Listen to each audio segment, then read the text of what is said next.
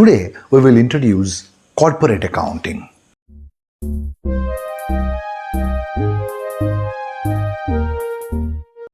Welcome students to your own YouTube channel Commerce with Ease with me शुभ्रत सरकार। इस channel में हम लोग कॉमर्स की ढेर सारी बात करते हैं, वो भी आसान भाषा में, और पहुंचता है सीधे दिल से दिल तक। Today we will introduce corporate accounting. Corporate accounting फैला हुआ है from class 12 to chartered cost CS final तक। Today we will introduce the basic conception of corporate accounting as well as we will start to learn issue of shares का जो भी accounting procedure है वो शुरू करेंगे। फिर बोल रहा हूँ, for 12 students, for BCom students, CA Inter, CA Foundation, CMA Inter, CMA Foundation, as well as for CS courses, that particular section of accounting is very important. That is why that particular section of accounting demands a huge importance. What is corporate accounting? From the very primitive stage of human civilization till today, जो sole proprietorship business है उसका importance और popularity सबसे ज़्यादा दिखा जाता है। But sole proprietorship business का जो भी कमियां था उसको ओवरकम करने के लिए पार्टनरशिप बिजनेस इंट्रोड्यूस किया गया।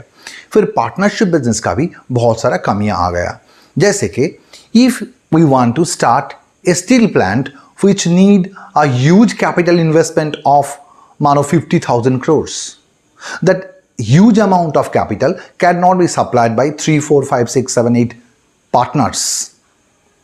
Therefore, if any business needs a huge amount of capital investment, that cannot be supplied by a sole proprietorship business or by a partnership business. In that particular case, a new conception of business has taken birth in the womb of time. अब वो new business को हम लोग corporate sector यानी company business कहते हैं। जिस दिन से इंडस्ट्रियल रेवोल्यूशन हुआ उस दिन से बिजनेस का शेप चेंज होते रहे, क्योंकि इंडस्ट्रियल रेवोल्यूशन क्या कर दिया, huge amount of production, huge volume of production दिखाई देने लगा। अब उतना बड़ा ह्यूज प्रोडक्शन को चलाने के लिए जो कैपिटल इन्वेस्टमेंट का ज़रूरत पड़ता था उतना कैपिटल कोई एक इंडिविजुअल और कोई 8, 10, 20 पार्टनर्स सप्लाई नहीं कर पा रहा था। तो एक new form of business generate कर गए। उस न्यू फॉर्म ऑफ बिजनेस को हम लोग कंपनी बिजनेस कहते हैं। अब कंपनी फॉर्म ऑफ बिजनेस को संभालने के लिए उनका जो अकाउंटिंग टेक्निक है, उनका जो अकाउंटिंग प्रोसीड्योर है, मेथड्स है, और उनका जो अकाउंटिंग प्रैक्टिस है, उसको संभालने के लिए एक नए फॉर्म ऑफ अकाउंटिंग का डेवलपमेंट हुआ। उसे हम लोग कॉर्पोरेट अकाउंटिंग कहते हैं। कॉर्पोरेट अकाउंटिंग जनरली क्या करता है, कोई एक कॉर्पोरेट बिजनेस यानी कंपनी बिजनेस का अकाउंटिंग करने का जो तरीका है उसी को ही हम लोग कॉर्पोरेट अकाउंटिंग कहते हैं। अब कॉर्पोरेट अकाउंटिंग में घुसने के पहले आपको जानना है कंपनी क्या है। What is the company form of business? Company form of business can be defined in such a manner that it is basically association of person, जो एसोसिएशन का एक प्रॉफिट मोटिव रहता है, और वो एसोसिएशन बाय लॉ, मतलब आइन के अनुसार, कानून के अनुसार वो एसोसिएशन बनता है, और उस एग्जिस्टेंस का एक डिस्टिंक्टिव नेम होता है, और उसका एक लीगल सेपरेट एग्जिस्टेंस होता है, उसका एक कॉमन सील होता है, और परपेचुअल सक्सेशन का जो भी फीचर है इसमें प्रिवेल करता है।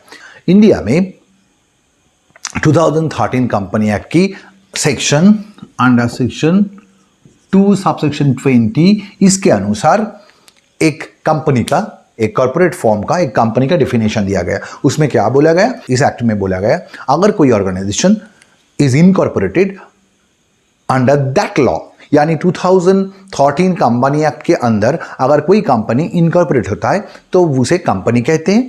और नहीं तो ऐसा भी हो सकता है जो 2013 कंपनी के अंदर नहीं, पुराना जो भी कंपनी लॉ था उसके अंदर अगर इनकॉर्पोरेट होता है तो उसको भी हम लोग कंपनी फॉर्म ऑफ बिजनेस कहेंगे। पहले हम लोग ये जो कंपनी है, इस कंपनी का क्या फीचर्स होता है, इसका लक्षण क्या है, इसका कैरेक्टरिस्टिक्स क्या होता है, वो थोड़ा देख लेते हैं। पहला पॉइंट लिखा गया, it is an artificial legal person. इसका मतलब यही है, बिजनेस तो कोई पर्सन नहीं है, लेकिन इसको लीगली एक आर्टिफिशियल पर्सन माना गया। एक पर्सन क्या कर सकता है, ये कोई एग्रीमेंट कर सकता है, ये किसी के अगेंस्ट में केस कर सकता है, इसके ऊपर कोई केस कर सकता है, ये कोई प्रॉपर्टी के ऊपर इनका राइट हो सकता है, यानी कि कोई एसेट्स के ऊपर इनका राइट हो सकता है। जैसे एक पर्सन, एक इंडिविजुअल पर्सन ये सब अधिकार एंजॉय करता है, वैसे ही एक कंपनी भी ये बेनिफिट्स और ये लायबिलिटी एंजॉय करता है। नेक्स्ट है आपका इनकॉर्पोरेटेड एसोसिएशन। इसका मतलब क्या है, कोई भी एक कॉर्पोरेट अथॉरिटी, कोई भी एक कंपनी इनकॉर्पोरेट होता है कोई एक एक्ट के अनुसार। जैसे अभी हम लोग डेफिनेशन में बोला कि इंडिया में 2013 कंपनी एक्ट के अनुसार अगर कोई company is incorporated under that act, then it will be termed as a company. Therefore कोई कंपनी को कोई एक स्पेशल एक्ट के अनुसार, जैसे इंडिया में 2013 कंपनी एक्ट, उसके अनुसार इनकॉर्पोरेटेड होना पड़ता है। नेक्स्ट है सेपरेट लीगल एंटिटी। इसका मतलब है in the I of law company has a legal separate entity from its members. मतलब इनका शेयर होल्डर्स, इनका डायरेक्टर्स, ये लोग एक अलग इंसान है और कंपनी एक अलग इंसान, ऐसे काम करता है। नेक्स्ट कॉमन सील का मतलब कोई एक कंपनी, ये तो एक्चुअली पर्सन नहीं है, लीगली पर्सन माना जाता है, लेकिन कंपनी तो सिग्नेचर नहीं कर सकता। तो कंपनी सिग्नेचर कैसे करेगा, on the behalf of company. Company का जो भी मैनेजमेंट्स है वो जब कोई एग्रीमेंट में जाता है तो कंपनी का एक कॉमन सील यूज करता है। इस कॉमन सील को बिजनेस का सिग्नेचर हम लोग मान लेते हैं। जनरली उस कॉमन सील में कंपनी का नेम या कोई लोगो एनग्रेव्ड रहता है।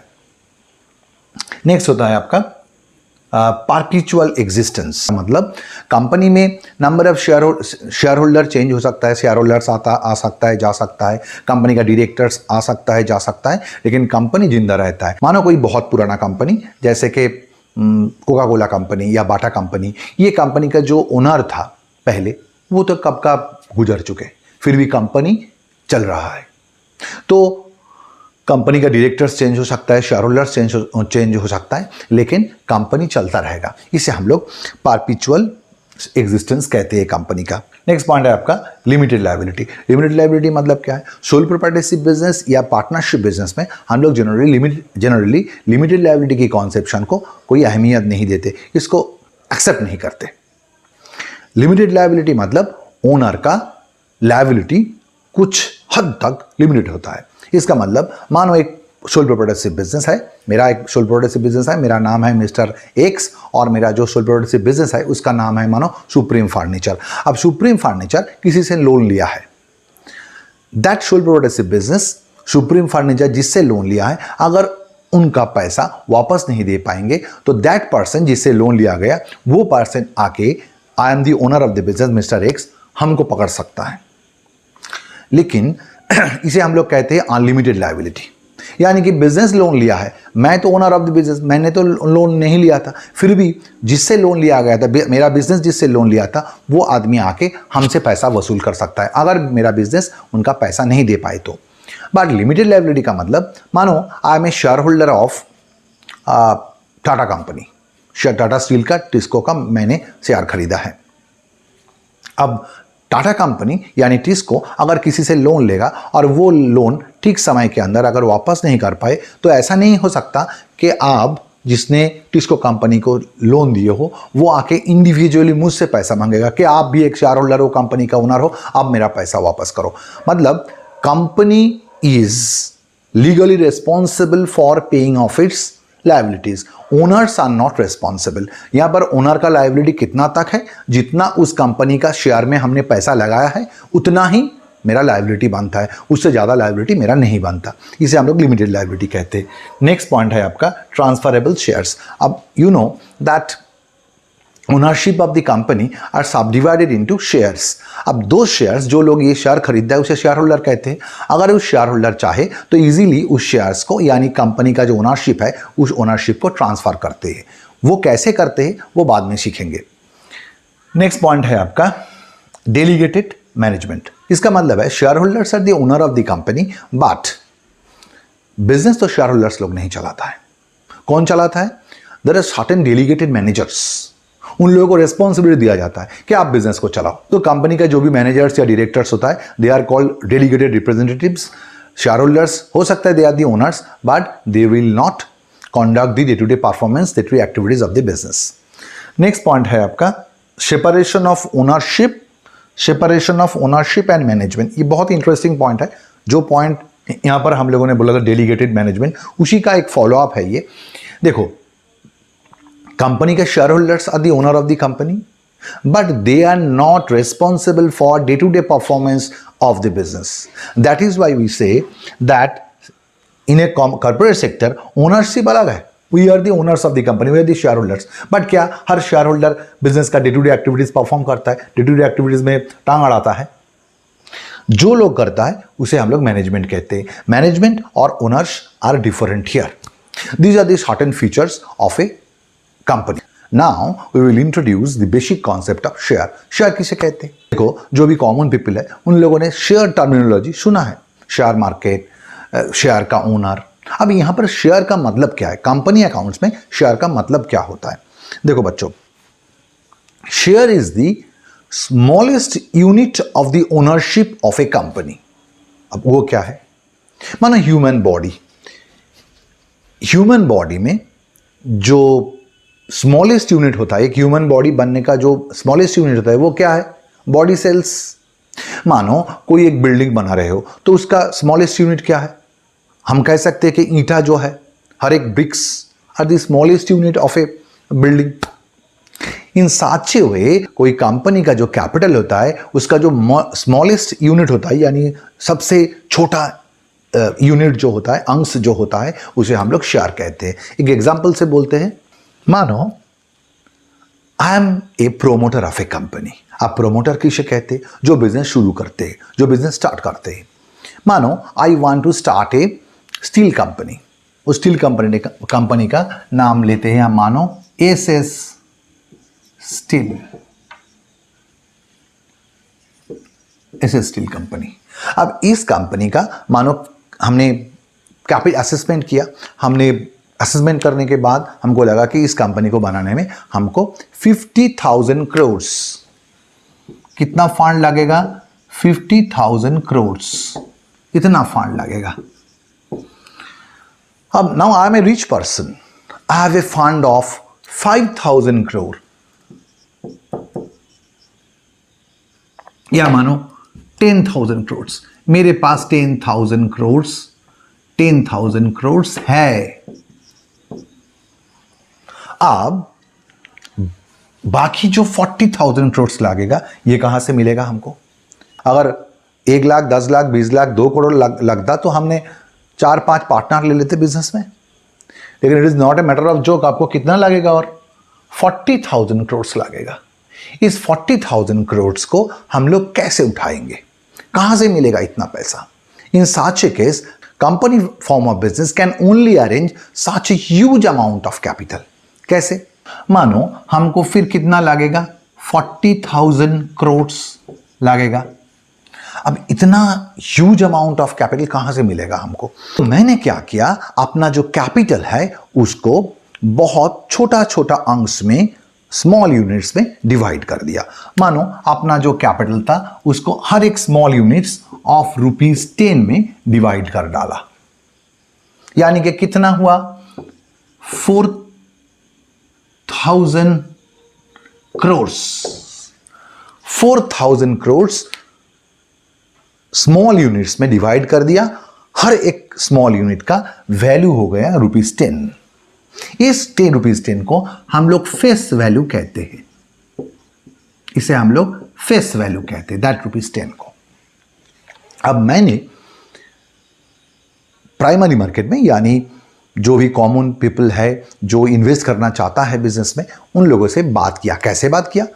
जनरली हम लोग एडवर्टाइजमेंट करेंगे न्यूज़पेपर में या टीवी चैनल्स में, और हम लोग बोलेंगे कि अगर आप एक स्टील कंपनी का ओनर बनना चाहते हो तो आपका ड्रीम सक्सेसफुल करने का जिम्मेदारी अब मेरा है। मानो you are a college goers, आप एक कॉलेज स्टूडेंट हो, बट आप चाहते हो कि आप एक स्टील कंपनी का ओनर बने। आपके पास आपका पॉकेट मनी जमा हुआ है 2000 रुपीज़। क्या आप 2000 रुपीज़ से स्टील कंपनी का ओनर बन सकते हो? नहीं बन सकते हो। लेकिन मैं हूं आपका ड्रीम को सक्सेसफुल करने के लिए। कैसे? मैं आपको बोला आप एक काम करो, मेरा जो स्टील कंपनी आ रहा है, बन रहा है, उसका हर एक स्मॉल यूनिट ऑफ कैपिटल का what is that ₹10? This is the smallest unit of capital. तो मैंने आपको बोला आपके पास 2000 है ना, आप एक काम करो, मेरा कंपनी का 200 शेयर्स खरीद लो। मेरा कंपनी का 200 शेयर्स, आपके पास 2000 है तो 10 रुपया करके मेरा एक एक शेयर्स का फेस वैल्यू है, तो आप 200 शेयर्स खरीद लो, यानी आपका 2000 मेरा पास आ जाएगा। वैसे किसी के पास 500 है, किसी के पास 5 लाख है, किसी के पास 2 लाख है, किसी के पास 20 लाख है, किसी के पास 1 करोड़ है, 2 करोड़ है। ये सब आदमी जो भी एक स्टील प्लांट का ओनर बनना चाहता है, मैंने बोला आप सभी का सपना हम साकार कर देंगे। आप अपना मेरा कंपनी में पैसा लगाओ। Being the owner of the business, as you are purchasing a smallest unit of capital, आप कैपिटल सप्लाई कर रहे हो, तो you will become the owner of the company. तो मैंने कैपिटल कैसे उठा लिया बिजनेस का?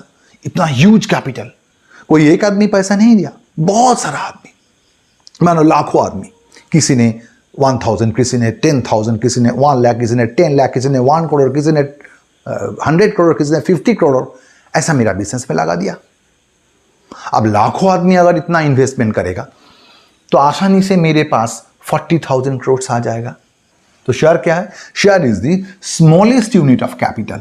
Share is the smallest unit of capital of a joint stock company, of a company.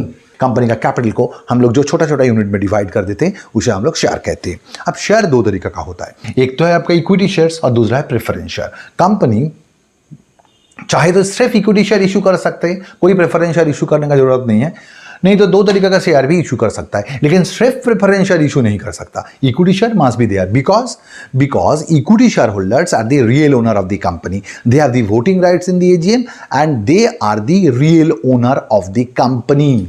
तो फिर प्रेफरेंस का मतलब क्या है? Why those type of shareholders are called preference shares? Preference का मतलब अग्राधिकार, यानी ये लोग कुछ प्रेफरेंस मिल रहा है, इन लोगों को फेवर मिल रहा है। क्या फेवर मिलता है? जनरली 2 टाइप्स ऑफ फेवर इन लोगों को मिलते हैं। एक तो at the end of the year जब डिविडेंड डिक्लेयर किया जाता है तो क्या होता है, पहले प्रेफरेंस शेयर लोगों को, जो भी प्रेफरेंस शेयर होल्डर्स है, उन लोगों को at a fix rate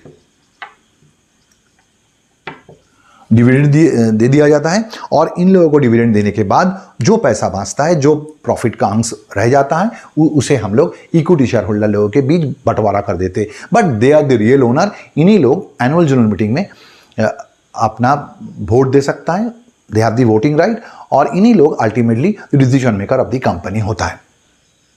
and preference share holder लोग, और एक प्रेफरेंस मिलता है इन लोगों को at the time of liquidation of the company, यानी कंपनी अगर बंद हो जाता है तो एक्सटर्नल लायबिलिटीज जो भी है कंपनी का, debenture holder, creditor, bill payable, जो भी एक्सटर्नल लायबिलिटी है, इन लोगों को पेमेंट करने के बाद जो पैसा कंपनी के हाथ में रह जाता है, उससे सबसे पहले प्रेफरेंस शेयर होल्डर लोगों को, इन लोगों का जो भी क्लेम है वो हम लोग सेटल कर देते हैं। उनके बाद जो पैसा हम लोगों का हाथ में रह जाता है वो इक्विटी शेयर होल्डर लोगों को दिया जाता है। Now we are concentrating our discussion on issue of equity share only. बाद में हम लोग प्रेफरेंस शेयर का इशू कैसे होता है, उसका क्या लीगल फॉर्मेलिटीज है, और उनका अकाउंटिंग कैसे होता है, बाद में समझेंगे। पहले हम लोग कॉन्सेंट्रेट करेंगे इक्विटी शेयर इशू में।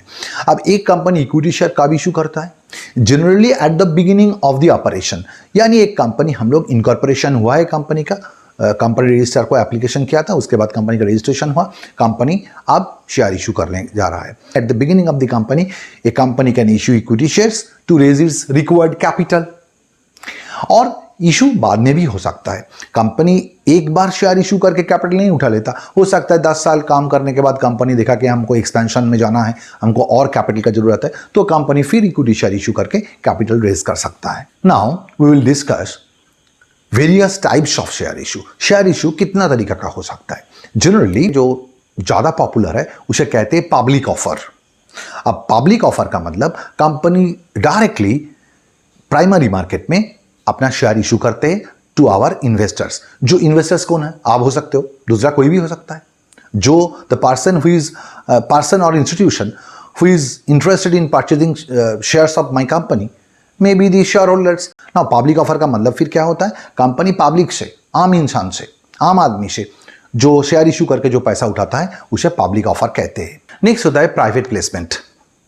प्राइवेट प्लेसमेंट क्या है? कंपनी यहां पर सिलेक्टिवली काम करता है, यानी कंपनी यहां पर हर कोई इंसान को, हर कोई आदमी को शेयर इशू नहीं कर रहा है। कंपनी कुछ चुना हुआ बड़ा banks, large banks, mutual fund house, pension fund या इंश्योरेंस कंपनी को शेयर इशू कर सकते हैं। इसमें कंपनी क्या करता है?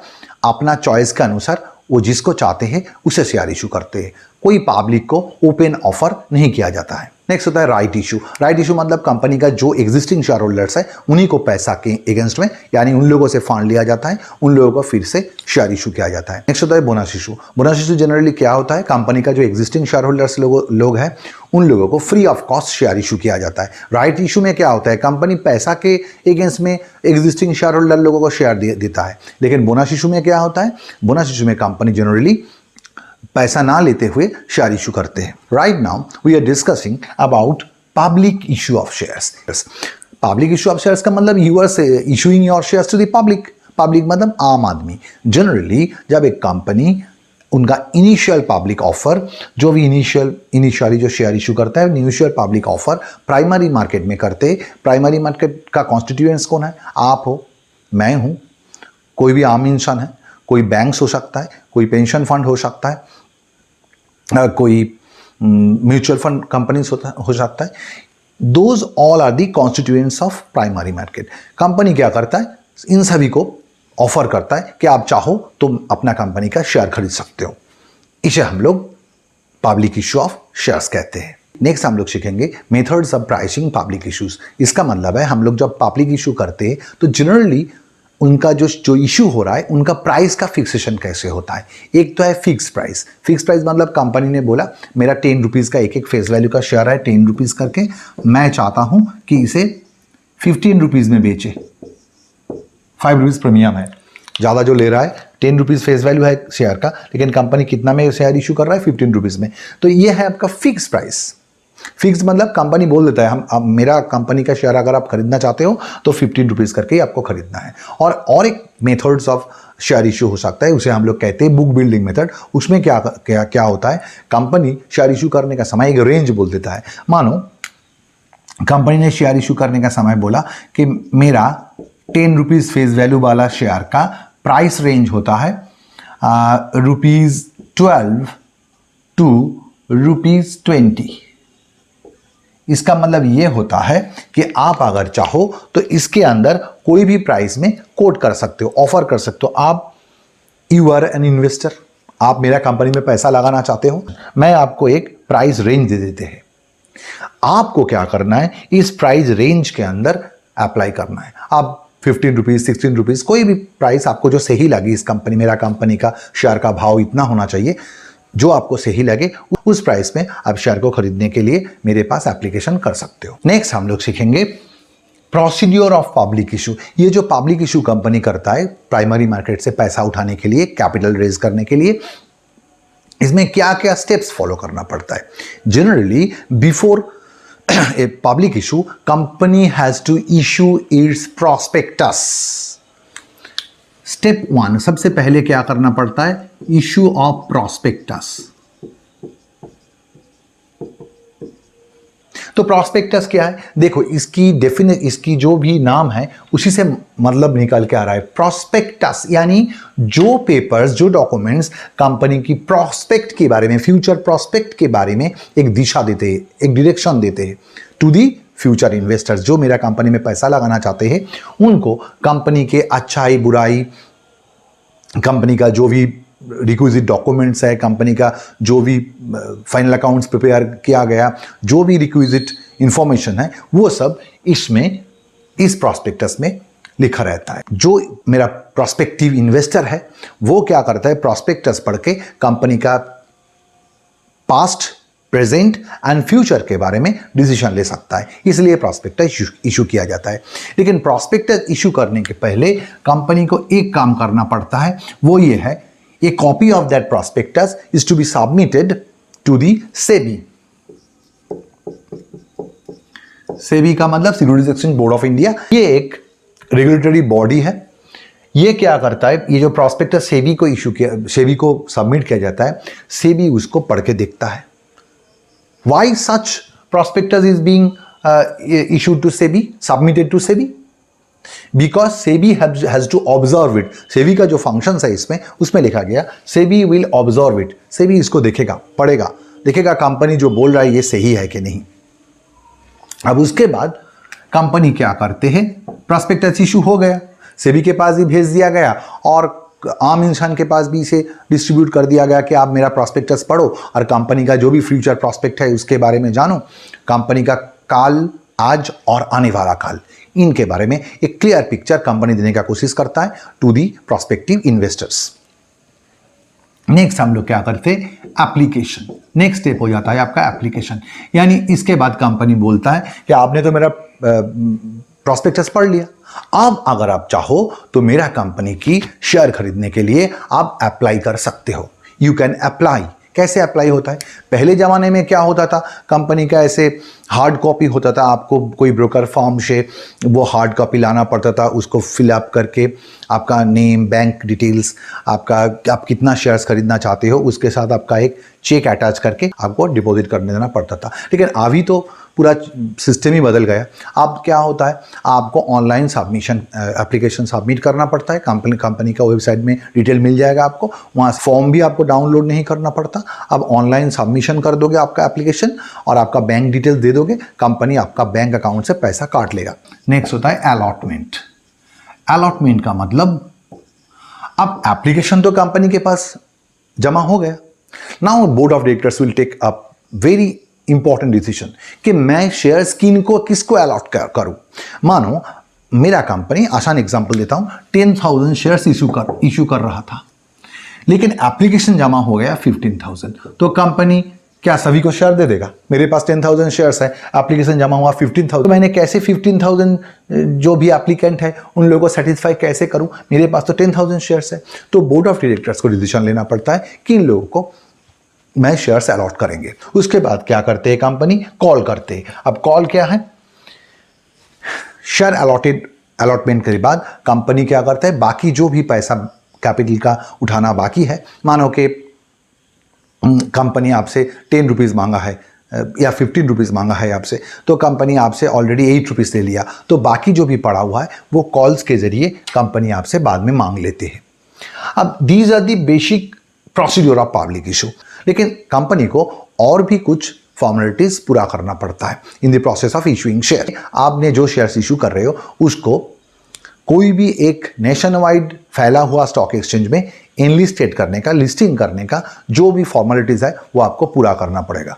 आपको ध्यान देना है कि पोस्ट इशू कैपिटल में प्रोमोटर्स कंट्रीब्यूशन कम से कम 20% हो, यानी कि कंपनी अगर 1 लाख रुपीज का शेयर इशू कर रहा है, टोटल कैपिटल रेज कर रहा है 1 लाख, तो कंपनी का जो प्रोमोटर है, प्रोमोटर किसे कहते हैं बोला था मैंने, जो कंपनी स्टार्ट कर रहा है, कोई तो एक इनिशिएटिव लिया था कंपनी स्टार्ट करने का, उसका हिस्सेदारी कम से कम 20% होना चाहिए। और भी बहुत कुछ बोलना बाकी है, लेकिन आज हम लोग क्या करेंगे, अकाउंटिंग की तरफ ध्यान देंगे। यानी कि हम लोगों को करना क्या पड़ेगा, ये तो बहुत सारा बेसिक फॉर्मेलिटीज, थ्योरीज का एक्ट के बारे में हम लोग कुछ डिस्कशन किया, लेकिन हम लोग पहुंचना कहाँ चाहते हैं, हम लोग पहुंचना चाहते हैं accounting of issue of shares. यानी कि एक company, one company is issuing its shares to raise its requisite capital, इनको तो कैपिटल उठाना है मार्केट से, तो इसका अकाउंटिंग करना पड़ता है। किसका अकाउंटिंग करेंगे, ये जो शेयर इशू करने का जो भी हम लोग फॉर्मेलिटीज पूरा कर रहे थे, इसको तो रिकॉर्ड करना है। आपके पास तो पैसा आएगा, you have to record it. देखो, इसका अकाउंटिंग शुरू करने के पहले एक चीज क्लियर कर देता हूं, कर तो रहे हैं हम लोग इशू ऑफ शेयर, क्यों शेयर इशू कर रहे हैं, क्यों शेयर इशू कर रहे हैं, कैपिटल रेज करने के लिए। तो क्लास 11 में सीखा हुआ एक बेसिक जर्नल एंट्री हम याद दिला देते हैं आपको कि Romen Babu started business with cash. अब जर्नल एंट्री क्या लेते थे आप सब जानते हैं, cash account debit to capital account, ये था बेसिक एंट्री। अब कभी भी कैपिटल इशू करो कभी भी कैपिटल रेज करो, चाहे वो पार्टनरशिप बिजनेस हो, चाहे सोल प्रोप्राइटरशिप बिजनेस हो, चाहे कंपनी फॉर्म ऑफ बिजनेस हो, कैपिटल रेज करने से बेसिक दो चीज होता है। एक तो आपके हाथ में कैश या बैंक बैलेंस बढ़ जाता है, और दूसरा आपका जो भी कैपिटल नाम का जो भी लायबिलिटी है, ओनर्स क्लेम है, वो बढ़ जाता है। तो आप कुछ भी करो, बेसिक एंट्री तो यही होगा, यानी कि शेयर इशू करके कैपिटल रेज करने का जो भी फॉर्मेलिटीज है, जो भी प्रोसीड्योर हो, उसका अकाउंटिंग का इनहेरेंट एसेंस क्या है, ये एंट्री। यानी कुछ भी हो, company is raising capital, company आपका कैपिटल उठा रहा है, तो उसका एंट्री ये होगा, cash account debit to capital. अब आप कंपनी में हो, इतना आसानी से काम नहीं चलेगा। कैसे चलेगा वो हम लोग देखेंगे। अभी एक सवाल लेंगे और उसका सॉल्व करेंगे। हम लोगों ने सीखा कि जब भी हम लोग जर्नल करके हम लोग transactions relating to issue of shares को in the book of the company record करेंगे, तो the essence of the journal entry would be that cash account debit to capital account. But generally क्या होता है, company cash में पैसा receive नहीं करता है, कंपनी का बैंक में पैसा जमा होता है, तो इसलिए हम लोग क्या करेंगे, बैंक अकाउंट लिखेंगे। लेकिन the spirit of the entry, the basic significance and essence of the entry would be that which is very much similar to capital contribution of a sole proprietorship business। तो इस चीज को दिमाग में रखते हुए अब हम लोग सवाल करेंगे। जो प्रोसीड्योर हम लोग फॉलो करेंगे शेयर इशू का, वो एक बार बोल लेते हैं। एक कंपनी, उसने शेयर इशू करना चाहते हैं, शेयर इशू करके कैपिटल रेज करना चाहते हैं, और शेयर इशू करने का समय ये कैसे प्राइमरी मार्केट को एक्नॉलेज करता है कि हमने शेयर इशू करेंगे ना। वो क्या करता है, जो फिनेंशियल डेलीज है उसमें एडवर्टाइजमेंट देता है, जो फिनेंशियल टीवी चैनल्स है, जो न्यूज़ चैनल्स होता है उसमें एडवर्टाइजमेंट देता है, और अपना जो प्राइमरी मार्केट का जो भी इन्वेस्टर्स लोग हैं उन लोगों को एक्नॉलेज करता है। कंपनी क्या चाहता है, शेयर इशू करके प्राइमरी मार्केट से अपना कैपिटल रेज करना चाहता है। जनरली कंपनी क्या करता है, कंपनी जो कैपिटल रेज करता है प्राइमरी मार्केट से, वो इंस्टॉलमेंट में भी कर सकता है और वो एक साथ लामसम में भी पैसा उठा सकता है। अगर लामसम में पैसा उठाएगा तो सवाल में कोई दम नहीं रहता।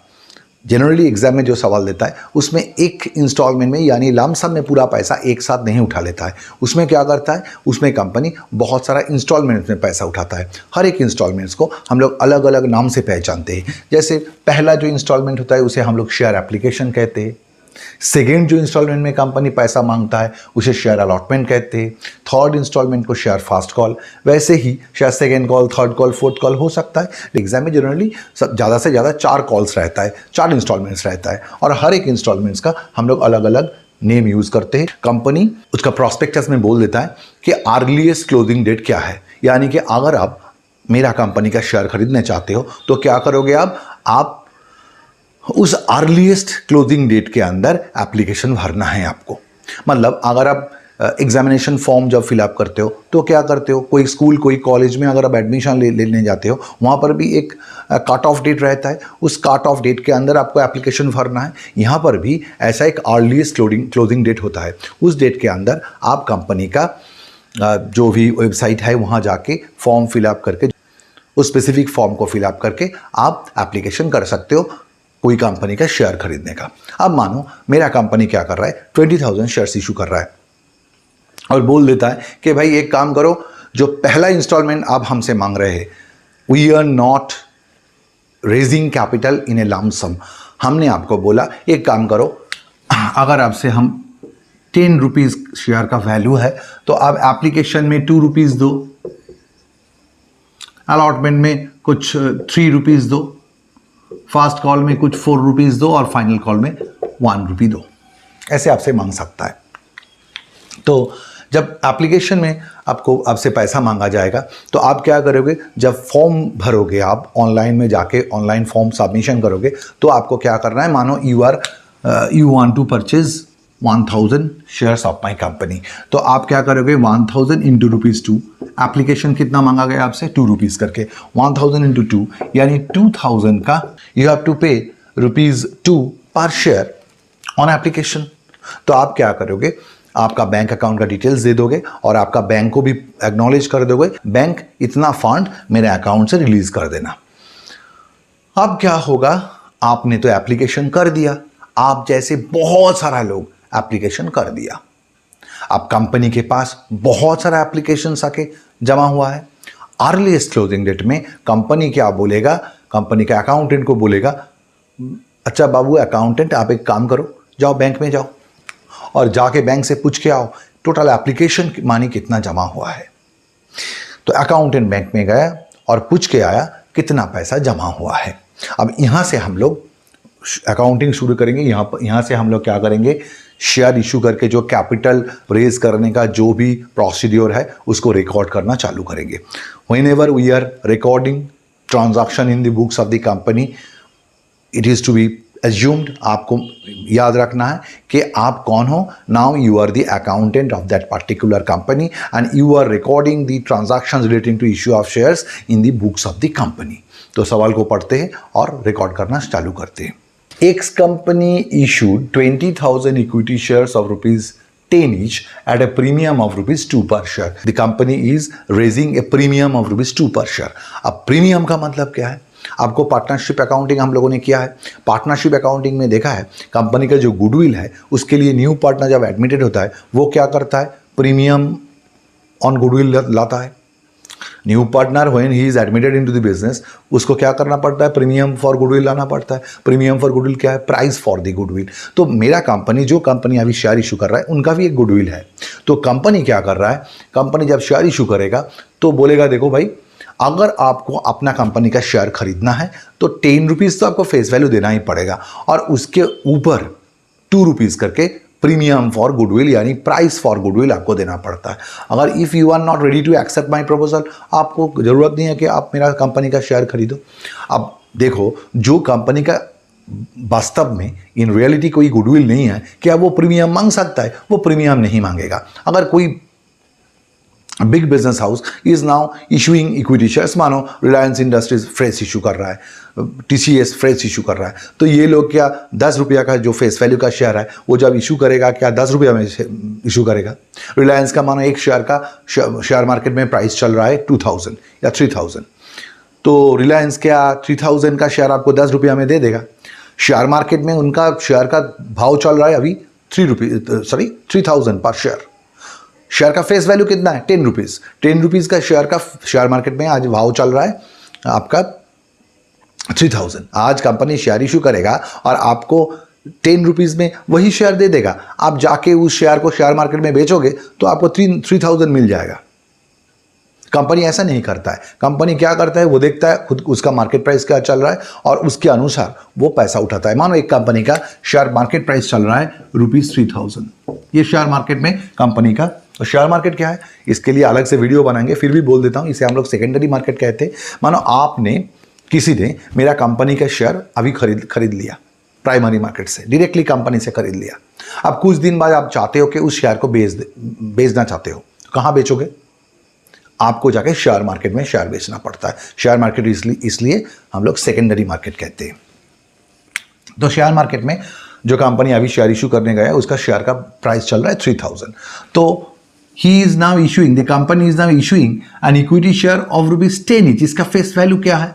फेस वैल्यू ₹10 है, इसका भी फेस वैल्यू ₹10 है।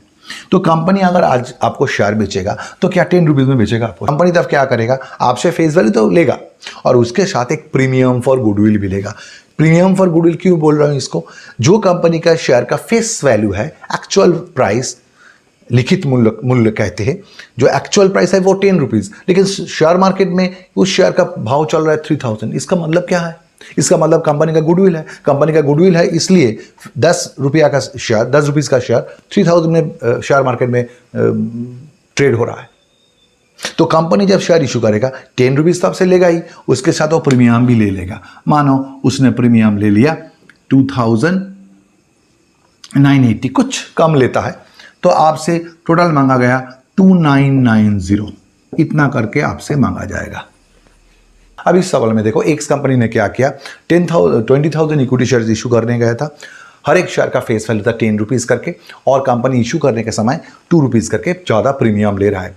ये क्या है? अभी बोला प्राइस फॉर गुडविल है। अब पैसा एक साथ, यानी कि एक शेयर के लिए कंपनी आपसे कितना मांग रहा है? ₹10 प्लस प्रीमियम ऑफ ₹2, यानी कि ₹12 आपसे कंपनी मांग रहा है। लेकिन ये पूरा पैसा एक साथ नहीं मांगा जा रहा है। कैसे मांगा जा रहा है? 4 इंस्टॉलमेंट्स में पैसा मांगा जा रहा है। पहला इंस्टॉलमेंट का नाम क्या बोला था हम लोगों ने? Share application. शेयर एप्लीकेशन में कितना पैसा मांगा गया? ₹2 करके मांगा गया पर शेयर पे। शेयर अलॉटमेंट में कितना मांगा गया? अब अलॉटमेंट में देखो कितना मांगा गया। अलॉटमेंट में ₹5 करके मांगा गया। अब उसके अंदर बोला है प्रीमियम भी इसके अंदर घुसा हुआ है। अब प्रीमियम कितना करके था? ₹2 करके प्रीमियम था। तो बाकी जो पैसा मिल रहा है कंपनी को वो क्या है? ये क्या है? ये कैपिटल पोर्शन है। यानी कि कंपनी यहां पर ₹12 आपसे मांग रहा है, उसके अंदर ₹10 कैपिटल पोर्शन है, face value of share capital है, और ₹2 प्रीमियम था। यहां पर बोला गया कि ये जो प्रीमियम का ₹2 है वो अलॉटमेंट के साथ घुसा हुआ है। अलॉटमेंट में आपसे ₹5 मांगा गया, उसके अंदर ₹3 करके कैपिटल पोर्शन के लिए मांगा गया और ₹2 प्रीमियम मांगा गया। फिर बोला है थर्ड इंस्टॉलमेंट यानी शेयर फर्स्ट कॉल में आपसे ₹4 मांगा गया, और लास्ट इंस्टॉलमेंट यानी शेयर फाइनल कॉल में आपसे ₹1 करके मांगा गया। तो अब एप्लीकेशन जमा हुआ कंपनी के पास, कंपनी अकाउंटेंट को बोला। अब हम लोग अकाउंटेंट है कंपनी का। Right now we are the accountant of the company और we are trying to record the transactions regarding issue of share in the books of the company. अब क्या हुआ? अब कंपनी अकाउंटेंट को बोला कि एप्लीकेशन तो रिसीव हो गया, पैसा तो जमा हो गया अपना बैंक अकाउंट में, तो इसको बुक ऑफ अकाउंट्स में रिकॉर्ड करो। अब हम लोग जर्नल एंट्री शुरू करेंगे। पहला ट्रांजैक्शन क्या है? पहला ट्रांजैक्शन है, अब अकाउंटेंट ने क्या देखा? उसको रिकॉर्ड करना है in the book of accounts. उसने देखा the company has received share application on 23,000 shares. कितना शेयर इशू करने गए थे हम लोग गए थे 20,000 शेयर्स इशू करने, लेकिन एप्लीकेशन कितना रिसीव हो गया? 23,000 शेयर्स। ज़्यादा एप्लीकेशन रिसीव अगर होता है तो उसे हम लोग ओवर सब्सक्रिप्शन कहते हैं।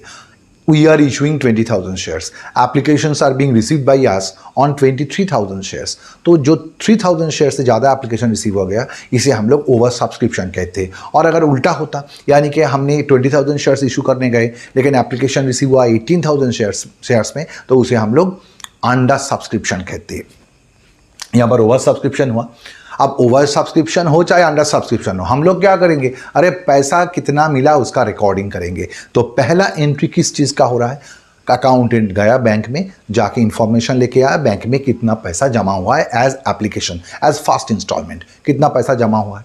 तो पैसा जमा होगा तो उसको एंट्री करेंगे। ये अपना स्टाइल है, हमने क्या लिखेंगे? कोई एंट्री नंबर 1 पाया है, यानी कि हमने कितना पैसा एप्लीकेशन के जरिए एप्लीकेशन के हिसाब में हम लोग पाया है। अब पैसा पाएगा तो एंट्री क्या होगा? मानो हमको पैसा मिला मिस्टर राजा से, तो एंट्री क्या होगा? कैश या बैंक अकाउंट डेबिट टू राजा। अगर मानो हमको पैसा मिला मिस्टर राम से, तो हम लोग एंट्री क्या करेंगे? कैश या bank account debit to Mr Ram account. अगर रहीम से पैसा मिलेगा तो एंट्री करेंगे कैश या बैंक अकाउंट डेबिट टू रहीम।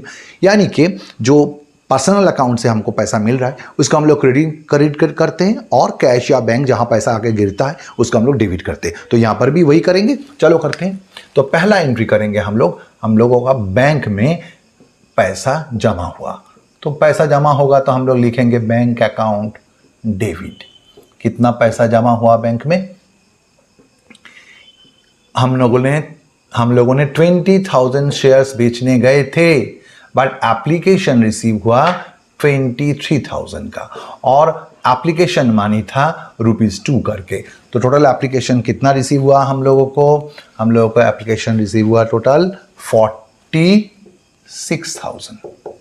अब पैसा अगर हम राम से पाएंगे तो लिखेंगे टू मिस्टर राम, रहीम से पाएंगे तो टू मिस्टर रहीम। लेकिन एप्लीकेशन तो बहुत सारा लोगों से मिलता है, लाखों लोग हो सकता है एप्लीकेशन जमा कर सकता है। तो क्या हर एक इंसान का नाम पे रिकॉर्ड करेंगे? हर एक इंसान को हम लोग एक पैकेट में घुसा देंगे। उस पैकेट को, उस पर्टिकुलर अकाउंट को हम लोग कहेंगे शेयर एप्लीकेशन। शेयर एप्लीकेशन भी एक पर्सनल अकाउंट होता है। तो पर्सनल अकाउंट का जर्नल एंट्री कर लेंगे। रूलिंग क्या है? गोल्डन रूल क्या सिखाता हम लोगों ने? Credit the giver. Personal account में रिकॉर्डिंग क्या होता है? Credit the giver. तो यहाँ पर शेयर एप्लीकेशन नाम का जो पर्सनल अकाउंट है वो क्या किया? वो पैसा दे रहा है, गिवर है, फंड दे रहा है, तो क्रेडिट करेंगे उसे to. If the company is issuing equity share, तो आपको लिखना है to equity share application account. और कभी कभी सवाल में क्या होता है, इक्विटी नहीं बोल देता, सिर्फ शेयर बोलता है। तो अगर बोलेगा x company is issuing 20,000 shares of ₹10 each, तो आप यहां पर टू शेयर एप्लीकेशन लिखोगे। यहां पर हमने इक्विटी शेयर इशू किया तो हमने लिखेंगे to equity share application account. फिर बोल रहा हूं, इस इक्विटी शेयर एप्लीकेशन के अंदर बहुत सारा पार्टीज, बहुत सारा एप्लीकेंट, जो भी पर्सनल अकाउंट से पैसा मिला है उन लोग घुसा हुआ है। तो कितना पैसा टोटल रिसीव हुआ है?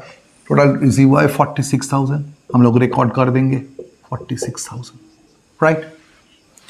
पहला सवाल में हम लोग नरेशन नहीं लिखते, फिर भी हम बोल देता हूं, being application money received on 20,000 shares at the rate of ₹2 पर शेयर। नेक्स्ट, सेकेंड एंट्री को हम क्या लिखते हैं? This is my style. हम बोलते हैं कि सेकेंड एंट्री को लिखो मांगा है। मांगा है का मतलब इतना पैसा तो हम लोगों को मिल गया, हम लोग थोड़ी उतना मांगे थे। हम लोग तो वी आर इशूइंग 20,000 शेयर्स और 20,000 शेयर्स के ऊपर ₹2 करके मांगे थे, ज्यादा तो मिल गया। Now board of directors will take a particular decision. क्या डिसीजन है? अरे भाई, हम लोगों को तो 20,000 शेयर्स इशू करना था, हम लोगों को तो 20,000 शेयर्स के ऊपर ₹2 करके एप्लीकेशन रिसीव करना चाहिए था, लेकिन यहां पर तो ज्यादा पैसा मिल गया। क्या सबको हम लोग शेयर दे पाएंगे?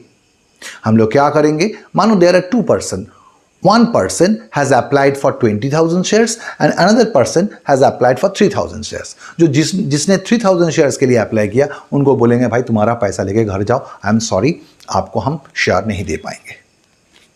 और जो आदमी 20,000 शेयर्स के लिए अप्लाई किया उनको बोलेंगे ठीक है, अभी को मैंने पूरा के पूरा शेयर्स इशू कर दिया। लेकिन इन वास्तव में क्या होता है, कोई एक आदमी 20,000 शेयर्स के लिए अप्लाई नहीं करता है, कंपनी तो शेयर्स इशू करते हैं बहुत ज्यादा, और 20,000 करोड़ का पैसा उठा रहा है, तो बहुत सारा आदमी रहता है।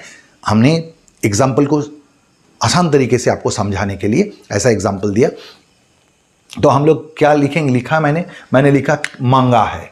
मांगा है मतलब भाई एप्लीकेशन में कितना पैसा हम लोगों ने मांगा था।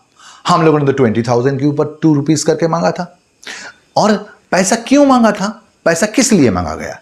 As capital, I am raising my capital by issuing shares. Therefore, यहां पर हुआ क्या, हमने क्या मांगा था? हमने कैपिटल मांगा था। अब कैपिटल कौन सा बैलेंस है?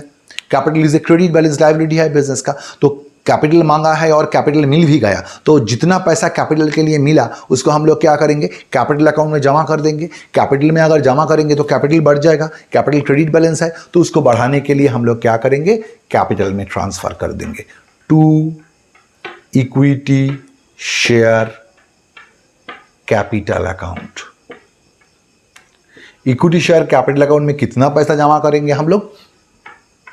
20,000 शेयर्स के ऊपर ₹2 करके हम लोग कैपिटल में ट्रांसफर कर देंगे। और जो एप्लीकेशन हमको ज्यादा मिल गया था वी विल रिफंड इट, हम लोग उस पैसा को रिफंड कर देंगे। रिफंड करेंगे तो हम लोगों का बैंक से पैसा निकल जाएगा, बैंक घट जाएगा मेरा टू बैंक अकाउंट। बैंक से कितना पैसा निकल जाएगा? बैंक से 3,000 के ऊपर ₹2 करके हम लोग वापस दे देंगे। और हम लोग बेसिक एंट्री क्या चाहते हैं? बेसिक एंट्री चाहते हैं bank account debit to capital. तो हम लोगों को बेसिक एंट्री चाहिए bank account debit to capital. Out of application से हमको क्या बेसिक एंट्री चाहिए? Bank to capital. तो हम लोग बैंक को डेबिट किया, कैपिटल को क्रेडिट किया। तो फिर ये जो इक्विटी शेयर एप्लीकेशन अकाउंट था इसको अब हम लोग उड़ा देंगे, इसको काट देंगे। तो यहां पर इक्विटी शेयर एप्लीकेशन को क्रेडिट करके रखे थे, तो यहां पर क्या करेंगे, इक्विटी शेयर एप्लीकेशन को डेबिट करके मिटा देंगे। कितना से डेबिट करेंगे? 46,000 से। तो कैपिटल में कितना क्रेडिट हो गया? आपका 40,000 कैपिटल में क्रेडिट हो गया और बैंक से रिफंड कितना हो गया? 6,000। यही होता है आपका एंट्री। ठीक से एक बार देख लो, बार बार क्या बोल रहा हूं, शेयर इशू करने का मतलब कैपिटल रेज करना। कैपिटल रेज करने का जो रिजल्टेंट एंट्री होता है वो क्या है? Bank account debit to capital. Application वाला इस दो एंट्री को आप पहचानो, देखो क्या है इसमें। यहां पर एप्लीकेशन क्रेडिट हुआ था, यहां पर एप्लीकेशन डेबिट डेबिट कर दिया, तो एप्लीकेशन कट गया। तो बेसिक एंट्री क्या हुआ, बैंक में पैसा गिरा और किस लिए गिरा, कैपिटल के जरिए गिरा। वही तो चाहते थे हम कि मेरा एंट्री बने bank account debit to capital, वही हुआ है। इसका अगर नरेशन देंगे तो क्या होगा, application money received on 20,000 shares transferred to share capital and excess refunded, excess जो भी मिला था उसको हम लोग रिफंड कर दिया। अब हम लोग क्या करेंगे, नेक्स्ट इंस्टॉलमेंट में जाएंगे, नेक्स्ट इंस्टॉलमेंट से कितना पैसा हम लोग मांगेंगे, कितना मिलेगा ये देखते हैं।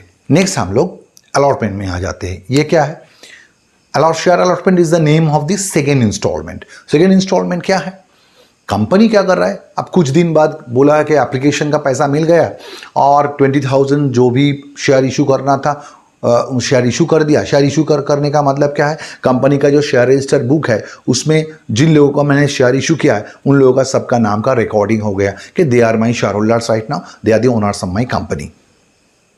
अब बोर्ड ऑफ डायरेक्टर्स कुछ दिन बाद क्या किया, बोला अब नेक्स्ट पैसा लगेगा। किस कारण के लिए, कंपनी का कोई एक्सपेंशन प्रोजेक्ट तो हाथ में था ही, उनके लिए फिर पैसा लग रहा है। और बोला है भाई शेयर होल्डर लोग जो आप मेरा शेयर अभी खरीदे हो, आप लोग एक काम करो सेकेंड इंस्टॉलमेंट का पैसा भेजो। तो क्या करेंगे हम लोग, पहले पैसा मांगेंगे। अब देखो जो एप्लीकेशन वाला जो एंट्री था उसको फॉलो करो। उसमें पहला एंट्री में क्या लिखा था, मैंने लिखा था पाया है, कितना मिला है हमको। और सेकेंड एंट्री में क्या लिखा था, लोगों ने लिखा था मांगा है। क्यों लिखा था एप्लीकेशन में, पहले तो एप्लीकेशन में पैसा मिला था हमको, उसके बाद हम लोगों ने डिसीजन लिया, वो हम लोगों ने 20,000 शेयर्स के ऊपर पैसा मांगा है तो इन लोगों को कैपिटल में ट्रांसफर कर लो, जो ज़्यादा मिला है उन लोगों को वापस दे दो। लेकिन अब क्या करेगा कंपनी, अब कंपनी शेयर रजिस्टर बुक खोलेगा, देखेगा मेरा शेयर होल्डर्स लोग कौन है, उन लोगों को बोलेगा, उन लोगों के घर खत भेजेगा या मेल करेगा कि भाई आप एक काम करो, अब नेक्स्ट इंस्टॉलमेंट का पैसा दो, यानी पहले पैसा मांगा जाएगा। 1 और 2 एंट्री का क्या सीक्वेंस था, पहले पैसा मिला था उसके बाद हम लोगों ने मांगा था, ये एंट्री किया था। अब से जो भी एंट्रीज होगा उसमें पहले पैसा मांगेंगे, because they are our shareholder right now, तो उन लोगों से पहले पैसा मांगेंगे, उसके बाद वो लोग देगा। तो यहां से सीक्वेंस चेंज हो गया। पहले क्या लिखा मैंने, मांगा है। क्या मांगा है, अरे भाई अलॉटमेंट का पैसा मांगा है। लास्ट एंट्री को फॉलो करो। जब हम लोग पैसा मांगते थे तब क्या करते थे, शेयर एप्लीकेशन मांगा था तो शेयर एप्लीकेशन डेबिट हुआ था। अब शेयर अलॉटमेंट का पैसा मांगेंगे तो शेयर अलॉटमेंट डेबिट होगा। Equity share allotment account debit. अब अलॉटमेंट में आपने कितना पैसा मांगा है, सवाल पढ़ के देखो। अलॉटमेंट में आपने पर शेयर के ऊपर 5 रुपीज करके मांगे हो, तो आपने शेयर कितना इशू किया था, 20,000। आपका शेयर होल्डर कितना है, 20,000। उन लोगों से कितना करके पैसा मांग रहे हो, 5 रुपीज करके, यानी कि 1 लाख मांगा है। और किस कारण के लिए मांगा है, आपने कैपिटल के हिसाब में मांगा है 3 रुपीज करके, और एज प्रीमियम आपने मांगा है 2 रुपीज करके। तो यहां पर हम लोग क्या करेंगे, देखो लास्ट एंट्री को, नंबर 2 वाला एंट्री को देखो, वहां पर हम लोगों ने क्या किया था, एप्लीकेशन का पैसा मांगा था, उसमें कैपिटल में पैसा क्रेडिट हुआ था। यहां पर भी as we are asking for money, हम लोग पैसा मांग रहे हैं, जब हम लोग पैसा मांगेंगे तब क्या होगा, कैपिटल में पैसा ट्रांसफर करेंगे। तो हम लोग एंट्री करेंगे 2 equity share capital account. Capital क्यों क्रेडिट हो रहा है, कैपिटल क्रेडिट बैलेंस है। आप कैपिटल के जरिए पैसा मांगोगे तो कैपिटल बढ़ जाएगा। कितना पैसा मांगा आपने, 20,000 शेयर्स के ऊपर कैपिटल मांगा था आपने 3 रुपीज करके, और प्रीमियम भी मांगे हो। प्रीमियम क्या है, ये भी एक फंड है, ये एक रिजर्व है कंपनी के पास। प्रीमियम के जरिए जो पैसा मिलेगा वो शेयर प्रीमियम नाम का एक अकाउंट में आके गिरता है। अब शेयर प्रीमियम अकाउंट कौन सा बैलेंस होता है, कोई भी फंड, कोई भी रिजर्व क्रेडिट बैलेंस होता है, तो ये भी क्रेडिट बैलेंस है। शेयर प्रीमियम में पैसा गिरेगा तो प्रीमियम बढ़ जाएगा, ये फंड, ये रिजर्व बढ़ जाएगा। तो हम लोग क्या करेंगे, शेयर प्रीमियम अकाउंट में, शेयर प्रीमियम को हम लोग जनरली सिक्योरिटीज प्रीमियम कहते हैं, तो सिक्योरिटीज प्रीमियम अकाउंट में सिक्योरिटीज प्रीमियम अकाउंट। अब सिक्योरिटीज प्रीमियम कितना आपने मांगा, 20,000 शेयर्स के ऊपर आपने 2 रुपीज करके प्रीमियम का पैसा मांगा, यानी टोटल कितना मांगा फिर आपने, आपने कैपिटल के ज़रिए मांगा था 60,000 और प्रीमियम के ज़रिए मांगा था 40,000। हो गया अलॉटमेंट वाला एंट्री, देख लो एक बार। फिर बोलता हूं, शेयर अलॉटमेंट आपने मांगे हो, इसको क्यों डेबिट किया है, ये समझने का, ये याद रखने का बहुत सारा तरीका होता है। ऐसे भी सोच सकते हो कि हमने शेयर अलॉटमेंट का पैसा मांगा और they are my shareholders, हम जानते हैं कि वो लोग पैसा दे देगा, तो आप सोच सकते हो ये एक कंपनी का आउटस्टैंडिंग इनकम है, अभी हमने मांगा है, अभी तक नहीं मिला, मिल जाएगा। तो ये क्या हो जाता है फिर आउटस्टैंडिंग इनकम, अगर इसे पकड़ेंगे तो ये फिर एक एसेट बन जाता है। तो रियल हम लोग क्या करते हैं, एसेट तो डेबिट बैलेंस है, इसको डेबिट करके बढ़ा दिया हम लोगों ने। और ये पैसा क्यों मांगा था, हमने कैपिटल के जरिए हमने पैसा मांगा था, हमने प्रीमियम के हिसाब में मांगा था 2 रुपीज़ करके 40,000। तो कैपिटल बढ़ गया, क्रेडिट बैलेंस बढ़ा, तो इसको क्रेडिट करके बढ़ा दिया। और प्रीमियम भी क्रेडिट बैलेंस है, रिजर्व है, तो क्रेडिट बैलेंस को बढ़ाने के लिए फिर क्रेडिट कर दिया। इसका नरेशन क्या होगा, नरेशन होगा being share allotment money due on 20,000 shares, ₹3 per share transferred to share capital and ₹2 per share transferred to securities premium account as per board resolution number ... अब नरेशन के बारे में पूरा खुलासा नहीं कर रहे आज, हम सिर्फ बोल रहे नरेशन कैसे लिखा जाता है इसमें, ये भी हम लोग नेक्स्ट वीडियो में करेंगे। अब हम लोग क्या करेंगे, अलॉटमेंट का पैसा मांगा तो इतना था, अब मिला कितना, क्या जो भी शेयर होल्डर्स था 20,000 शेयर्स से जो हम लोग पैसा मांग रहे थे, क्या इन लोग पूरा के पूरा पैसा दे दिया? थोड़ा सवाल पढ़ लेते हैं, क्या है देखो सवाल में क्या है। Mr A holding 500 shares fail to pay the allotment. यहां पर ए नाम का एक आदमी था, 500 शेयर्स होल्ड कर रहा था, उसने अलॉटमेंट का पैसा नहीं दे पाया। तो अलॉटमेंट का कितना पैसा हमने पाया, अब जितना पैसा पाएंगे उतना ही तो बैंक में डेबिट करेंगे, पैसा मिलेगा तो बैंक में डेबिट करेंगे। तो एंट्री करते हैं हम लोग, बैंक अकाउंट डेबिट। कितना पैसा पाए हो अलॉटमेंट का, आपने तो 20,000 शेयर्स के ऊपर पैसा मांगे थे, 20,000 शेयर्स के ऊपर 5 रुपीज़ करके मांगे थे, लेकिन ए नाम का एक शेयर होल्डर अलॉटमेंट का पैसा नहीं दिया। तो बाकी 19,500 शेयर्स के ऊपर आपको पैसा मिला, कितना करके मिला, आपने तो 5 रुपीज़ करके मांगे थे, तो इंटू 5 इतना ही मिला। जो पैसा नहीं मिला उनको हम लोग कॉल सिनेरियर नाम का और एक अकाउंट में रिकॉर्ड करेंगे। अब कॉल सिनेरियर क्या होगा, कॉल सिनेरियर का मतलब समझो, कॉल्स इन एरियर, मतलब हमने कॉल किया है लेकिन फिलहाल एरियर है, अभी तक नहीं मिला, बट वी आर एक्सपेक्टिंग के बाद में मिल जाएगा। तो ये भी, इसको भी आप एक एसेट मान सकते हो, क्योंकि कॉल है, कॉल किया है, वो लोग शेयर होल्डर है, वो लोग अभी नहीं दिया, बाद में दे देगा, तो ये आउटस्टैंडिंग इनकम पकड़ सकते हो। तो कॉल्स इन एरियर, इसको भी हम लोग फिर डेबिट करेंगे। जो पैसा फिलहाल नहीं मिला लेकिन आई एम एक्सपेक्टिंग कि बाद में मिल जाएगा, कॉल्स इन एरियर्स अकाउंट। अब कॉल्स इन एरियर्स अकाउंट में कितना ट्रांसफर होगा, 500 शेयर्स के ऊपर आपने 5 रुपीज़ करके नहीं पाया, तो इंटू 5 लिखेंगे और फिर वही सिलसिला हम लोग बरकरार रखेंगे। हम लोग क्या सीखे थे, 1 नंबर और 2 नंबर एंट्री में एप्लीकेशन जितना अमाउंट से क्रेडिट हुआ था उतना अमाउंट से डेबिट होकर कट गया था।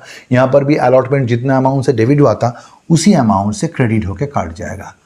To equity share allotment account, कितना से डेबिट हुआ था, 20,000 इंटू 5, तो 20,000 इंटू 5 से हम लोग अलॉटमेंट को काट दिया।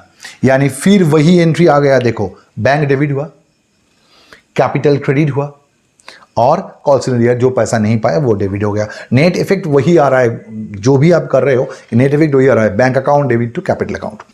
अमाउंट हो जाता है आपका 97,500, इधर आता है 2,500, ये दो डेबिट हुआ और आपका क्रेडिट में आ जाता है वही 1 लाख।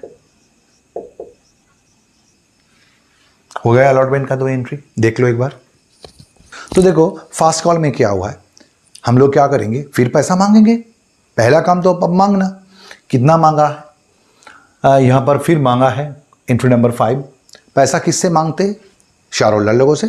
बोला कि भाई आप लोग कंपनी का मालिक हो, आप नेक्स्ट इंस्टॉलमेंट का पैसा यानी फास्ट कॉल का पैसा दे दो। शेयर फास्ट कॉल कितना करके था, देखो आपका शेयर फास्ट कॉल था यहाँ पर 4 रुपीज़ करके, तो बोला है कि भाई 20,000 शेयर्स के ऊपर 4 रुपीज़ करके दे दो। देखो जो 500 शेयर्स अलॉटमेंट में फेल कर गया था, क्या बोला था, वी आर एक्सपेक्टिंग कि वो लोग अलॉटमेंट का जो भी ड्यूज़ है वो भी दे देगा और फास्ट कॉल भी दे देगा, इसलिए हम लोग फिर उन लोगों से पैसा मांग रहे हैं। तो अब पैसा क्यों मांग रहे हैं, इक्विटी शेयर फास्ट कॉल के जरिए, तो हम लोग इक्विटी शेयर फास्ट कॉल को डेबिट करेंगे। जैसे अलॉटमेंट डेबिट हुआ था जब पैसा मांगा था, एप्लीकेशन डेबिट हुआ था जब पैसा मांगने का एंट्री हुआ था, तब अलॉटमेंट डेबिट हुआ था। अब फास्ट कॉल मांग रहे हैं तो फास्ट कॉल डेबिट होगा टू इक्विटी शेयर कैपिटल। यहाँ पर कोई प्रीमियम आने का कोई चांस नहीं है, क्योंकि फास्ट कॉल में यहाँ पर कोई प्रीमियम का पैसा मांगा ही नहीं, फास्ट कॉल के साथ कोई प्रीमियम नहीं है तो प्रीमियम नहीं लिखेंगे। कैपिटल के हिसाब में हम लोग पैसा उठाने का कोशिश कर रहे हैं। कितना पैसा उठाने का कोशिश कर रहे हैं, यहाँ पर 20,000 शेयर्स के ऊपर 4 रुपीज़ करके हम लोग पैसा मांगेंगे, फिर यानी 80,000 हमको कैपिटल उठाना है out of share first call. हो गया। नरेशन क्या होगा, being share first call money due on 20,000 shares at the rate of ₹4 per share as per board resolution number dot dot dated dot dot. ये बोर्ड रेजोल्यूशन क्या है बाद में बोलेंगे, नेक्स्ट डे जब हम लोग जर्नल की साथ नरेशन करेंगे तब हम लोग पूरा खुलासा करेंगे, नरेशन लिखने का स्टाइल के बारे में भी बताएंगे। तो हो गया, पैसा मांग लिया, अब हम लोग रिसीव करेंगे। अब जब रिसीव करेंगे तो फिर मिला है, पाया है, कितना पैसा मिला हम लोग देखेंगे। जितना पैसा मिला है हम लोग क्या करेंगे, उसको बैंक में डालेंगे। जितना पैसा मिला है उसको हम लोग क्या करेंगे, बैंक में जमा कर देंगे, बैंक अकाउंट को डेबिट करेंगे। अब कितना मिला है सवाल पढ़ के देखो, 20,000 शेयर्स के ऊपर आपने पैसा मांगा था, लेकिन ए नाम का आदमी क्या किया था, उसने अलॉटमेंट नहीं दिया था, फास्ट कॉल भी नहीं दिया था। और बी नाम का आदमी जो 300 शेयर्स होल्ड करके रखा है, उसने क्या किया, उसने फास्ट कॉल नहीं दिया। तो आपने फास्ट कॉल फिर कितना पाया, आपने फास्ट कॉल पाया 20,000 शेयर्स के ऊपर पैसा तो मांगा था, लेकिन ए नाम का 500 वाला आदमी और बी नाम का 300 वाला आदमी दोनों ने ही पैसा नहीं दिया। तो आपने बाकी शेयर होल्डर लोगों से पैसा पाया, जितना पाया उसको बैंक में डेबिट कर दिया, और जो नहीं पाया उसको हम लोग फिर से कॉल्स इन एरियर्स अकाउंट में ट्रांसफर कर देंगे। कॉल्स इन एरियर्स अकाउंट में ट्रांसफर कर देंगे, इसको भी डेबिट कर देंगे। कॉल्स इन एरियर में आएगा आपका 500 शेयर्स के ऊपर आपको पैसा नहीं मिला और 300 शेयर्स के ऊपर आपको फास्ट कॉल नहीं मिला। ये दोनों के ऊपर 4 रुपीज़ करके आपको नहीं मिला, इसलिए डेबिट कर दिया। डेबिट करने का मतलब अभी बोला मैंने, you are expecting that they will pay their dues in near future, that is why you are expecting के पैसा मिलेगा। ये एक आउटस्टैंडिंग इनकम पकड़ो, इसलिए इसको डेबिट कर रहा हूँ, एसेट है इसलिए डेबिट कर रहा हूँ। और हम लोगों को वही करना है, इक्विटी शेयर फास्ट कॉल को यहाँ पर डेबिट किया था तो यहाँ पर क्रेडिट करके इसको काट देंगे to equity share first call. कितना से क्रेडिट करेंगे, जितना से डेबिट हुआ था, जितना से डेबिट हुआ था उतना से क्रेडिट कर दो। तो शेयर फास्ट कॉल काट जाएगा और आपका एंट्री वही आ जाएगा, bank account debit to share capital. Amount हो रहा है आपका 76,800 बैंक डेबिट। आपका कॉल्स इन ईयर में आ रहा है 3,200 और आपका फास्ट कॉल आ रहा है 80,000। वाह। अब हम लोग फाइनल कॉल करते हैं। चलो अब हम लोग फाइनल कॉल का पैसा मांगेंगे। क्यों मांगा है, शेयर फास्ट कॉल हो गया था तो शेयर फाइनल कॉल का पैसा मांग रहा है। कितना करके था, 20,000 शेयर्स के ऊपर, सभी के ऊपर पैसा मांग रहे हैं। 20,000 शेयर्स के ऊपर 1 रुपीज़ करके था तो 1 रुपीज़ करके हम लोगों ने मांगा, और जितना मांगा पूरा के पूरा कैपिटल अकाउंट में हम लोगों ने ट्रांसफ़र कर दिया। हम लोग पैसा मांगा था कि क्यों, पैसा तो कैपिटल रेज करने के लिए मांगा था, इसीलिए कैपिटल में ट्रांसफ़र कर दिया।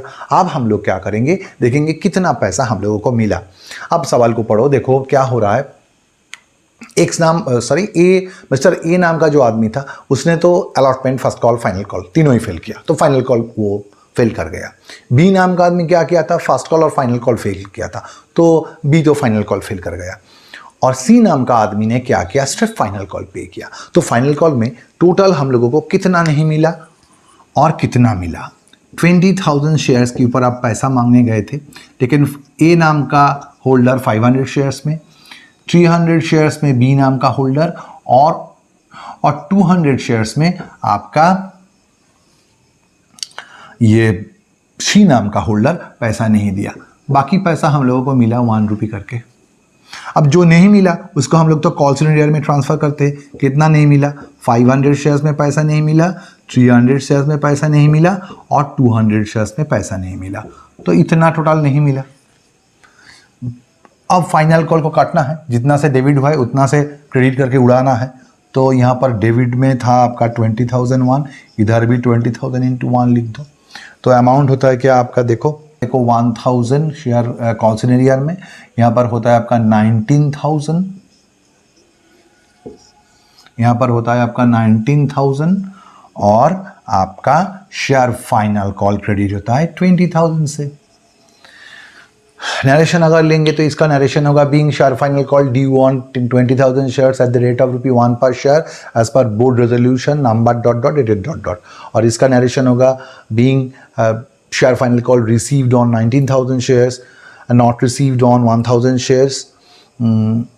बस इतना ही। और इसके बाद क्या हुआ, पढ़ते हैं सवाल को। क्या बोला देखो, सवाल में बोला ऑल दो shares were forfeited after final call. अब कंपनी ने बोला है कि जो शेयर होल्डर लोग यानी ए, बी और सी जिन्होंने 500, 300 और 200 शेयर्स के ऊपर कॉल का पैसा नहीं दिया, उनका शेयर्स को कंपनी फॉरफिट कर देगा। अब what is forfeiture of share? Forfeiture का अगर हिंदी करेंगे तो इसका हिंदी होता है जब्त कर लेना। इंग्लिश में बोले तो सीज कर लेना, कॉन्फिस्केट कर लेना। किस चीज को हम लोग जब्त कर लिया? देखो, अब ये लोगों को हम लोग बोलेंगे, कंपनी बोलेगा ए, बी और सी को, देखो भाई लोग, आप लोगों को बहुत समय दिया गया, फिर भी आप लोग allotment, fast call, final call, इसका जो भी ड्यूज है आपने क्लियर नहीं किया। तो आज से हम यानी कंपनी आप लोगों को मेरा शेयर होल्डर और नहीं रखेंगे, यानी शेयर रजिस्टर बुक से आप लोगों का नाम काट देंगे। आप लोग और कंपनी का शेयर होल्डर नहीं हो, ओनर नहीं हो, क्योंकि आपने पूरा इंस्टॉलमेंट्स, पूरा कैपिटल का पैसा नहीं दिया। अब ये लोग फिर बोलेगा, ठीक है, आप लोग कंपनी को बोलेगा ए, बी और सी कि ठीक है, जब आप लोग शेयर नहीं दे रहे हो हमको, तो जो भी पैसा हम लोग जमा किया है ऑलरेडी, किसी ने एप्लीकेशन दिया था, किसी ने एप्लीकेशन अलॉटमेंट दिया था, किसी ने एप्लीकेशन अलॉटमेंट फर्स्ट कॉल दिया था, तो जो भी पैसा हम लोग जमा किया था वो वापस कर दो हम लोगों को। तो कंपनी बोलेगा नहीं, ये पैसा हम लोग वापस नहीं करेंगे। कंपनी बोलेगा मेरा आर्टिकल ऑफ एसोसिएशन में ये लिखा हुआ है कि जो शेयर होल्डर्स लोग पूरा इंस्टॉलमेंट का पैसा नहीं देगा, उन लोगों का पैसा हम लोग वापस नहीं देते। जो पैसा वापस नहीं देंगे वो पैसा हम लोग क्या करेंगे, उसी को हम लोग जब्त कर लेंगे। आपको शेयर भी नहीं मिला क्योंकि आपने पूरा पैसा नहीं दिया, और जो पैसा आपने ऑलरेडी दे दिया है उसे हम लोग फॉरफिट कर दिया, यानी उसे हम लोग जब्त कर लिया। तो इस ट्रांजैक्शन को हम लोग शेयर फॉरफिचर कहते हैं और इसको हम लोग जर्नल करके रिकॉर्ड करेंगे। तो चलो करते हैं जर्नल करेंगे। क्या एंट्री होगा सोच के देखो, रटो नहीं। बार बार बोलता हूं कि जर्नल एंट्री या कोई भी अकाउंटिंग का कोई भी ट्रिक्स रटने का नहीं। अब अगर आपको अगर समझ में आ जाएगा तो ये बहुत आसान लगेगा और इनमें आप मज़ा भी पाओगे, इसमें मस्ती मिलेगा, बहुत आनंद होगा आपको सवाल बनाने में। क्या होगा यहाँ पर हम लोग what we are trying to do, यहाँ पर हम लोग जो लोग पैसा पूरा नहीं दिया था उन लोगों को मेरा कैपिटल्स का बाहर फेंकेंगे। मेरा share they will not be our shareholder any more. हम लोग क्या करेंगे, उन लोग तो हम लोगों का कैपिटल में घुस के बैठा हुआ है। जब जब पैसा मांग रहे थे हम लोग कैपिटल क्रेडिट कर रहे थे, वो लोग पैसा दे या ना दे हम लोग क्या कर रहे थे, कैपिटल में उन लोगों को घुसा रहे थे। तो उन लोग तो मेरा कैपिटल में घुस के बैठा हुआ है। तो आज क्या करेंगे, उन लोगों को कैपिटल से उठा के बाहर फेंकेंगे। मैं लिखता हूं पहले क्या मांगा। देखो हम लोग जीवन में बहुत कुछ मांगते हैं, क्या सब कुछ मिलता है हम लोगों को? जो नहीं मिलता है वही हम लोग को आगे बढ़ाता है। जो मिल जाता है उसका वैल्यू खत्म हो जाता है, लेकिन जो नहीं मिलता है वही हम लोगों को सामने ऊपर में खींच के लेके जाते हैं। तो हम लोग क्या मांगा था ये लिखेंगे यहाँ पर। अब जिंदगी में क्या होता है, तो जिंदगी में जो भी कुछ मांगते सब तो नहीं मिलता। जो मिलता नहीं उसे हम लोग यहाँ पर लिखेंगे, क्या नहीं मिला। जिंदगी में मांगा बहुत कुछ, जो नहीं मिला वो यहां पर आ जाएगा, क्या नहीं मिला। और जो मिला है उसे हम लोग यहां पर लिखेंगे, क्या मिला है। जीवन से जो मिला उसको यहां पर लिखेंगे। यह एंट्री का स्टाइल है अपना। तो क्या करेंगे हम लोग, पहले देखेंगे क्या मांगा था हम लोगों ने। हम लोगों ने कैपिटल मांगा था उन लोगों से। कितना कैपिटल मांगा था?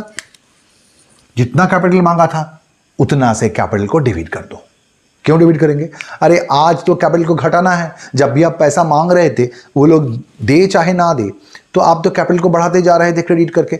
आज वो लोग, they will never be your share holder right now. वो लोग शेयर होल्डर नहीं रहेगा, तो कैपिटल से उन लोगों को बाहर फेंकना है। बाहर फेंकेंगे तो कैपिटल को घटाना पड़ेगा। कैपिटल तो बढ़ा हुआ है, कैपिटल क्रेडिट बैलेंस है, इसको डिवाइड करो तो घट जाएगा। Equity share capital account debit. कितना से डेबिट होता होगा? Number of shares forfeited into called up value. इसका माने क्या है? आप कितना शेयर को फॉरफिट कर रहे हो। यहां पर आपने फॉरफिट कर रहे हो लिखा है मैंने, यहां पर 500 प्लस 300 प्लस 200 शेयर्स को फॉरफिट कर रहे हो। कॉल्ड अप वैल्यू का मतलब कैपिटल पोर्शन के लिए उन लोगों से कितना पैसा मांगा गया। कितना मांगा गया? कोई कोई बोलता है application, allotment, first call, final call मिला के तो 12 रुपीज मांगा गया। तो यहां पर क्या 12 रुपीज लिख देंगे? नहीं, 12 रुपीज के अंदर तो 2 रुपीज प्रीमियम था। हम लोग क्या डेबिट कर रहे हैं? यहां पर कैपिटल को डेबिट कर रहे हैं। कैपिटल डेबिट कर रहे हैं तो कैपिटल के लिए कितना मांगा गया वो देखो। कैपिटल के लिए फाइनल कॉल तक पूरा के पूरा 10 रुपीज करके मांगा गया, तो इसको डेबिट कर दिया। डेबिट करके कैपिटल को घटा दिया। अब एक बहुत बड़ा प्रॉब्लम है। इसके लिए आपको एंट्री नंबर 3 देखना है। देखो एंट्री नंबर 3 में क्या था? आपने 2 सिक्योरिटीज प्रीमियम को क्रेडिट किया था। चलो देखो, सवाल को ठीक तरीके से अगर सीखना है तो आपको क्या करना चाहिए था? पूरा सवाल को वीडियो चला के कॉपी में रिकॉर्ड करते जाना चाहिए था। अब अगर कॉपी में रिकॉर्ड किए हो तो चलो एंट्री नंबर 3 देखो। उसमें देखो इक्विटी शेयर कैपिटल क्रेडिट हुआ था और सिक्योरिटीज प्रीमियम भी क्रेडिट हुआ था। सिक्योरिटीज प्रीमियम कितना से क्रेडिट हुआ था? 20,000 शेयर से आपको 2 रुपीज करके मिलेगा, ये आपने सोचा था। तो 20,000 शेयर्स के ऊपर 2 रुपीज करके क्रेडिट कर दिया ऑलरेडी। आपने तो सोचा था पूरा 40,000 प्रीमियम ही आपको मिल जाएगा, लेकिन ए नाम का जो शेयर होल्डर था उसने तो अलॉटमेंट का पैसा नहीं दिया, यानी 500 शेयर्स के ऊपर 2 रुपीज करके आपको तो प्रीमियम नहीं मिला।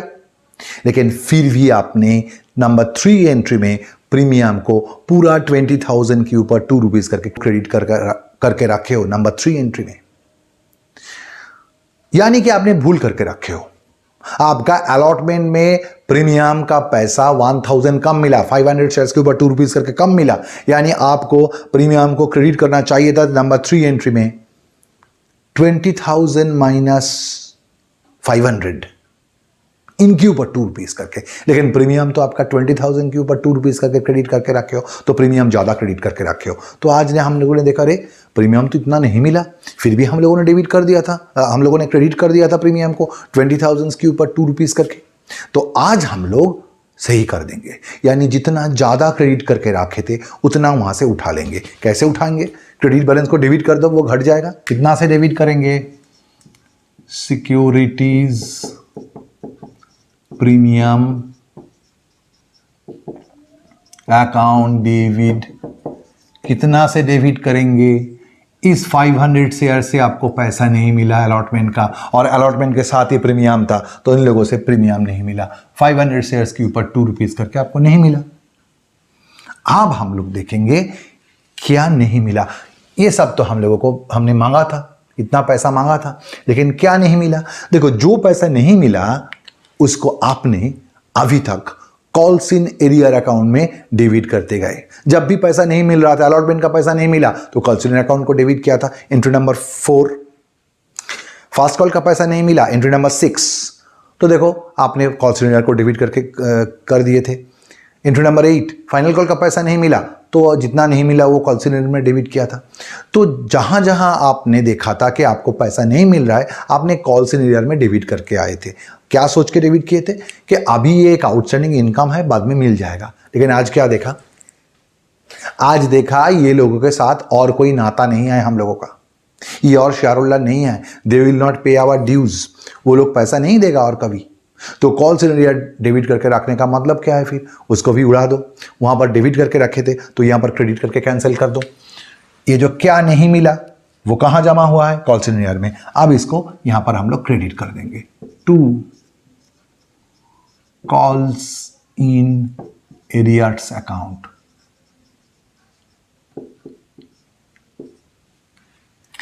पहले देखेंगे 500 शेयर से हम लोगों को क्या नहीं मिला। ये लोग अलॉटमेंट नहीं दिया था 5 रुपीज करके, अलॉटमेंट से फेल है। ये लोग फास्ट कॉल नहीं दिया था 4 रुपीज करके। ये लोग फाइनल कॉल नहीं दिया था 1 रुपी करके, तो इतना नहीं मिला। प्लस 300 शेयर्स के ऊपर हमको क्या नहीं मिला? ये 300 वाला लोग, वो जो मिस्टर बी था, उसने अलॉटमेंट दिया था लेकिन fast call final call fail कर गया था। यानी फास्ट कॉल का 4 रुपीज नहीं दिया और फाइनल कॉल का 1 रुपी नहीं दिया। फिर देखो सी नाम का जो आदमी था, उसने 200 शेयर्स के ऊपर क्या नहीं दिया? उसने एप्लीकेशन दिया था, अलॉटमेंट दिया था, फास्ट कॉल दिया था, फाइनल कॉल नहीं दिया था, सिर्फ 1 रुपीज करके फाइनल कॉल नहीं दिया था। तो इतना ही इन लोगों के नाम पे कॉल सिनेरियो अकाउंट में डेबिट करके बैठा हुआ था, हम लोगों ने क्रेडिट करके इसको उड़ा दिया, क्योंकि कॉल सिनेरियो रखने का और कोई मतलब नहीं है। कॉल सिनेरियो रखने का मतलब यही था कि वी वर थिंकिंग के हम लोगों को पैसा मिलेगा, ये एक आउटस्टैंडिंग इनकम है। अब देखा नहीं मिलेगा तो और रख के क्या लाभ है? क्रेडिट करके क्लोज कर दो इसे। फिर क्या करेंगे? क्या लिखा था मैंने यहां पर? क्या मिला। अब उन लोगों से जो मिला उसको यहां पर लिखेंगे, लेकिन उन लोगों से जो प्रीमियम मिला उसको यहां पर रिकॉर्ड नहीं किया जाता है। प्रीमियम जो मिला है वो तो सिक्योरिटीज प्रीमियम अकाउंट में क्रेडिट होकर बैठा हुआ है। तो यहां पर क्या लिखेंगे? यहां पर मैं लिखता हूं कैपिटल पोर्शन के लिए, कैपिटल पोर्शन के लिए क्या मिला, कैपिटल पोर्शन के लिए जो मिलेगा वो यहां पर भेजेंगे। यहां पर एक न्यू अकाउंट आ जाता है, उसे फॉरफिटेड शेयर्स अकाउंट कहते हैं, कोई कहते हैं शेयर फॉरफिटेड अकाउंट, कोई कहते हैं शेयर्स फॉरफीचर अकाउंट। अब कुछ भी जो तीनों नाम हमने बोला, रेफर किया, इसकी कोई भी एक नाम को आप यूज कर सकते हो। तो जो कैपिटल पोर्शन के लिए इन शेयर होल्डर से ऑलरेडी हम लोगों को मिल गया, उसी को हम लोग क्या बोला था? सीज कर रहे, जब्त कर रहे। जितना पैसा उन लोगों से जब्त कर रहे उसको हम लोग शेयर फॉरफीचर अकाउंट या फॉरफिटेड शेयर्स अकाउंट में जमा कर देंगे। To forfeited shares account. तो फॉरफिटेड शेयर्स अकाउंट में कितना जाएगा? देखो पहले 500 शेयर्स के ऊपर सोचो, इन लोगों से कैपिटल कितना मिला? इन लोग सिर्फ एप्लीकेशन दिया है और कुछ नहीं दिया। तो एप्लीकेशन का जो 2 रुपीज था उतना वो लोग दिया है और कुछ नहीं दिया। फिर 300 शेयर्स के ऊपर सोचो, ये लोग क्या किया? एप्लीकेशन का 2 रुपीज दिया था और ये लोग अलॉटमेंट भी दिया था। ये लोग तो अलॉटमेंट फेल नहीं किया था, अलॉटमेंट भी दिया था। अलॉटमेंट में 5 रुपीज करके था, लेकिन 5 रुपीज के अंदर 2 रुपीज करके प्रीमियम था, तो 3 रुपीज था उनका कैपिटल। तो उन लोगों ने अलॉटमेंट में कैपिटल पोर्शन 3 रुपीज करके दिया था। और जो 200 शेयर्स था उन्होंने क्या दिया? उन्होंने एप्लीकेशन दिया था 2 रुपीज करके, अलॉटमेंट का कैपिटल पोर्शन 3 रुपीज करके दिया था, और शेयर फास्ट कॉल भी ये लोग दिया था, शेयर फास्ट कॉल का 4 रुपीज करके दिया था। देखो फिर एक बार बोल देता हूं, क्या करेंगे? जितना पैसा कैपिटल पोर्शन के लिए हम लोग मांगा था उन लोगों से, उतना डेबिट कर देंगे। सिक्योरिटीज प्रीमियम जनरली डेबिट नहीं होता। कब डेबिट होता है? अगर प्रीमियम का पैसा हमको नहीं मिलेगा तो प्रीमियम को डेबिट करना, then only premium account would be debited. फिर क्या करेंगे? उन लोगों से जितना पैसा हम लोगों ने चाहा था लेकिन नहीं मिला, वो कॉल सिनेरियो में जमा था, आज कॉल सिनेरियो को क्रेडिट कर देंगे। क्या नहीं मिला उनको हम लोग क्रेडिट कर देंगे यहां पर। और कैपिटल पोर्शन के लिए उन लोगों से जितना मिला है उतना पैसा हम लोग क्या करेंगे? फॉरफिटेड शेयर्स अकाउंट या शेयर फॉरफिचर अकाउंट में ट्रांसफर कर देंगे। यहां पर वही किया गया। देखो एक बार एंट्री को, तो यही अमाउंट आ गया। आपका शेयर कैपिटल डेबिट हुआ 10,000, share forfeiture share securities premium debit हुआ है आपका 1,000 और कॉल सेंटर में 6,700 और फॉरफीटेड शेयर अकाउंट में 4,300 क्रेडिट हो गया। इसका नरेशन करेंगे तो नरेशन इतना ऐसा होगा, नरेशन होगा being 1,000 shares forfeited for non payment of allotment first and final call as per dot as per board resolution etcetera जो भी होता है। इसका फिर बोल रहा हूँ, नरेशन का एक्सप्लेनेशन बाद में देंगे। अब क्या हुआ, अब कंपनी ने फॉरफिट तो कर लिया, जब्त कर लिया, इन शेयर को कैंसिल तो कर दिया, लेकिन कंपनी क्या करते इसके बाद री इशू करते। अब री इशू क्या है, those forfeited shares can be reissued right now to new shareholders. मतलब जो शेयर्स को हम लोगों ने कैंसिल कर दिया था, लेकिन उन लोगों से इतना पैसा तो हम लोग ऑलरेडी पा गए, ये पैसा तो जब्त कर लिया 4,300। उसके बाद अब हम लोग क्या कर रहे हैं, उस शेयर को फिर से इशू कर रहे हैं। जनरली ऐसा इशू को हम लोग री इशू कहते हैं, और री इशू जनरली इंस्टॉलमेंट्स में नहीं होता, ये लमसम में हो जाता है। यानी कि हमको ये जितना 1,000 शेयर्स है इसको अगर री इशू करेंगे, मानो 10 रुपीज़ करके अगर री इशू करेंगे तो पूरा के पूरा पैसा एक साथ जनरली कंपनी उठा लेता है। तो इसका जर्नल एंट्री कैसे होता है देखते हैं। रीइशू का मतलब फिर से शेयर इशू करना। जो 1,000 शेयर्स हम लोगों ने फॉरफिट कर दिए थे उसका हम लोग फिर से रीइशू करेंगे तो सीधा बैंक में आके पैसा गिरेगा। कितना पैसा गिरेगा, you are issuing 1,000 shares right now, but यहां पर क्या बोला गया, all those forfeited shares are reissued at 10% discount. अब डिस्काउंट का मतलब क्या है, मानो 10 रुपीज आपका एक शेयर का फेस वैल्यू था, कंपनी क्या कर रहा है, री इशू कर रहा है डिस्काउंट में, यानी 10 रुपीज़ के ऊपर 10% डिस्काउंट है। 10 रुपीज़ का 10% क्या होता है, 1 रुपीज़ माइनस करो तो 9 रुपीज़ करके उस शेयर को इशू कर रहा है। यानी कि कंपनी अब उस शेयर्स को, फॉरफिटेड शेयर्स को री इशू कर रहा है, 10 रुपया का शेयर को इशू करके 10 रुपया नहीं उठा रहा है, 9 रुपीज़ नहीं उसको छोड़ रहा है, डिस्काउंट में इशू कर रहा है। Generally as per section 53 of company act, shares cannot be issued at a discount. But in case of reissue of shares, a company can issue its shares at a discount. Reissue का entry करने का मतलब bank के आके पैसा गिरेगा। आप कितना शेयर इशू कर रहे हो, 1,000 शेयर्स पूरा के पूरा इशू कर रहे हो, लेकिन 10% डिस्काउंट में, यानी आपने at a price of ₹9 you are issuing your shares, तो आपको कितना पैसा मिलेगा, यहाँ पर आपको 9,000 मिलेगा। लेकिन आपका कैपिटल कितना से क्रेडिट होगा, to equity share capital, you are issuing shares, तो आपका कैपिटल क्रेडिट होगा। कैपिटल ही तो रेज करना चाह रहे हो, कैपिटल क्रेडिट होगा 1,000 into face value of shares, यानी you are getting ₹9 but you are issuing a share of 10, therefore आपका कैपिटल में क्रेडिट तो 10 रुपीज करके होगा। तो आपने जितना यहां पर लॉस खा गए हो, 1 रुपी करके पर शेयर में लॉस खा गए हो, तो आपको क्या करना है, शेयर डिस्काउंट अकाउंट डेबिट करना है।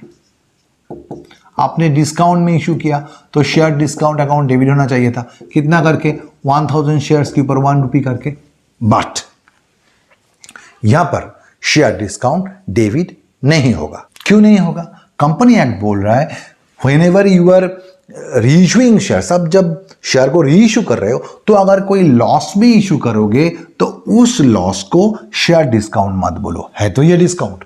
लेकिन बोल रहा है, आप सोच के देखो, इससे पहले जो फॉरफीचर का एंट्री किए थे उसमें आपको शायद 4,300 शेयर फॉरफीचर में जमा हुआ है। वो 4,300 क्या है, वो तो कैपिटल प्रॉफिट है। कंपनी क्या किया है, शेयर भी उन लोगों को नहीं दिया, उन लोगों से जितना पैसा मिला था जब्त कर लिया।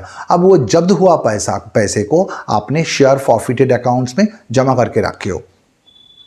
अब वो जो कैपिटल प्रॉफिट जमा हुआ है उससे इस लॉस को हम लोग सेट ऑफ करेंगे। यानी फॉरफिटेड शेयर्स अकाउंट में क्या है, आपने कैपिटल प्रॉफिट जब्त करके जितना पैसा मिला था वो जमा करके रखे हो, लेकिन उसी शेयर को आप रीइशू करने में आपको loss, you are making a loss, आपने डिस्काउंट में इशू कर रहे हो। इस लॉस को वो जो शेयर फॉरफिचर में प्रॉफिट जमा हुआ है, जब्त किया हुआ जो पैसा जमा हुआ है, उससे हम लोग सेट ऑफ कर देंगे। तो यहां पर क्या करेंगे, फॉरफिटेड शेयर्स अकाउंट को डेबिट कर देंगे। यहां पर बैंक डेबिट था 9,000 से, यहां पर बैंक डेबिट था 9,000 से, और फॉरफिटेड शेयर्स अकाउंट को हम लोग डेबिट कर देंगे। जो लॉस हुआ था उसको शेयर डिस्काउंट अकाउंट में ट्रांसफर ना करके हम लोग फॉरफिटेड शेयर्स अकाउंट में ट्रांसफर कर देंगे। ट्रांसफर करेंगे मतलब फॉरफिटेड शेयर अकाउंट में जो भी प्रॉफिट जमा हुआ है, जो कैपिटल प्रॉफिट जमा हुआ है, उससे इस लॉस को एब्जॉर्ब कर लेंगे। एब्जॉर्ब करेंगे तो फॉरफिटेड शेयर्स अकाउंट डेबिट हो जाएगा 1000 इंटू 1। और देखो डेबिट क्रेडिट बराबर हो गया। ये आपका रीइश्यू का एंट्री हो गया। इसका नरेशन दोगे तो नरेशन होगा being 1000 shares of ₹10 each reissued at a discount of 10% as per dot dot. क्या एंट्री बाकी है?